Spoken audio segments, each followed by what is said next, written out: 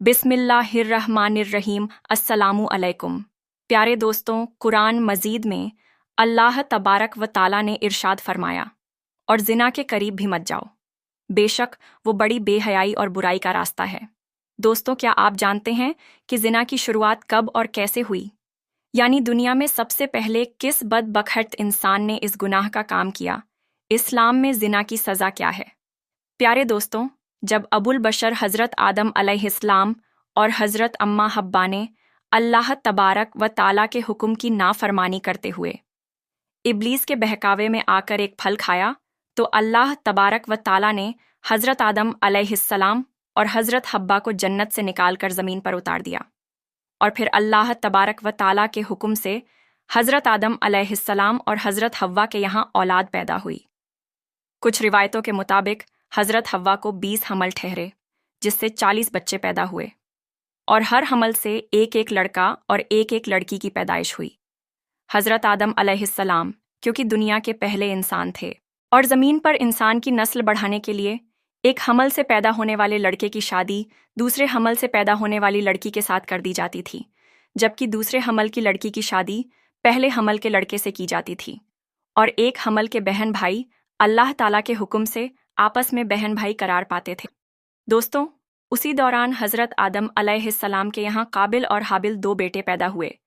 काबिल की बहन अक्लिमा बहुत ज़्यादा खूबसूरत थी, जबकि जो लड़की हज़रत हाबिल अलैहिस्सलाम के साथ पैदा हुई थी वो इतनी खूबसूरत नहीं थी। चुनाचे जब ये बच्चे बढ़कर जवान हुए और उनकी आपस में शादी का वक्त आया, तो काबिल ने हज़रत हाबिल अलैहिस्सलाम की बहन के साथ निकाह करने से इनकार कर दिया और कहने लगा कि ये तो बिल्कुल खूबसूरत नहीं है, मैं अपनी बहन अक्लिमा के साथ शादी करना चाहता हूँ। ये मामला इस कदर बड़ा कि हज़रत आदम अलैहिस्सलाम ने हुक्म दिया कि दोनों भाई अल्लाह तबारक व ताला की बारगाह के अंदर अपनी अपनी कुर्बानी पेश करो। जिसकी कुर्बानी अल्लाह तबारक व ताला की बारगाह में कबूल हुई, वही शख्स अक्लिमा के साथ शादी करेगा। काबिल खेती बाड़ी का काम किया करता था, जबकि हज़रत हाबिल अलैहिस्सलाम बकरियां चराया करते थे। चुनाचे हज़रत हाबिल अलैहिस्सलाम ने अल्लाह ताला की बारगाह के अंदर एक खूबसूरत बकरी का बच्चा पेश किया, जबकि काबिल ने गेहूं का गट्ठा उठाकर अल्लाह ताला की बारगाह में पेश किया। अल्लाह तबारक व ताला की बारगाह के अंदर जब ये दोनों कुर्बानियां पेश की गईं, उस ज़माने की रिवाज के मुताबिक आसमान से आग उतरी और उसने हज़रत हाबिल अलैहिस्सलाम की कुर्बानी को निगल लिया। यानी ये साबित हो गया कि हज़रत हाबिल अलैहिस्सलाम की कुर्बानी अल्लाह तबारक व तलाक के हुजूर कबूल हो गई है। जिस पर काबिल कहने लगा कि ज़रूर मेरे बाप हज़रत आदम अलैहिस्सलाम ने हाबिल के लिए दुआ की, जिसकी वजह से उसकी कुर्बानी कबूल हुई। प्यारे दोस्तों, कुरान करीम में हाबिल और काबिल का किस्सा सूरह अल-माइदा में आया है। जब हज़रत हाबिल अलैहिस्सलाम की कुर्बानी कबूल हुई, तो काबिल ने हज़रत हाबिल अलैहिस्सलाम को मारने की धमकी दी। रिवायत के मुताबिक हज़रत हाबिल अलैहिस्सलाम काबिल से ज़्यादा ताकतवर थे, लेकिन आपने अल्लाह तबारक व ताला के खौफ की वजह से फरमाया कि अगर तुम मुझे कत्ल करने के लिए अपना हाथ बढ़ाओगे, तब भी मैं तुमको कत्ल करने के लिए अपना हाथ नहीं बढ़ाऊंगा, क्योंकि मुझे तमाम जहानों के परवरदिगार अल्लाह तबारक व ताला का खौफ है। अगर तुम इस इंतहा तक पहुंच जाओ कि मुझे कत्ल ही कर दो, तो अपने गुनाहों के साथ साथ मेरी खताओं का बोझ भी तुम्हारे सर होगा। चुनाचे काबिल ने गुस्से में आकर हज़रत हाबिल अलैहिस्सलाम के सर पर पत्थर मारा, जिससे आपकी मौत वाकई हो गई, और ये ज़मीन पर पहले कत्ल था। जब काबिल हज़रत हाबिल अलैहिस्सलाम को कत्ल कर चुका, तो उसे फ़िक्र हुई कि अब उसकी लाश को कैसे ठिकाने लगाया जाए। वो हज़रत हाबिल की लाश को अपने कंधों पर उठाए कई दिन तक मारा मारा फिरता रहा। कुछ लोगों ने जिक्र किया है कि जब काबिल अपने भाई को कत्ल कर चुका, तो उसकी लाश 1 साल तक अपनी पुश्त पर लादे फिरता रहा। फिर अल्लाह तबारक व ताला के हुक्म से 2 कौवे आए और उन दोनों ने काबिल के सामने झगड़ा किया। एक कौवे ने दूसरे को मार दिया, और फिर उसने ज़मीन को खोदकर दूसरे कौवे को उसके अंदर डालकर उसके ऊपर मिट्टी डाल दी।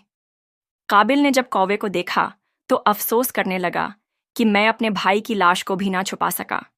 चुनाचे फिर उसने भी इसी तरह किया और हज़रत हाबिल अलैहिस्सलाम को ज़मीन के अंदर दफन कर दिया।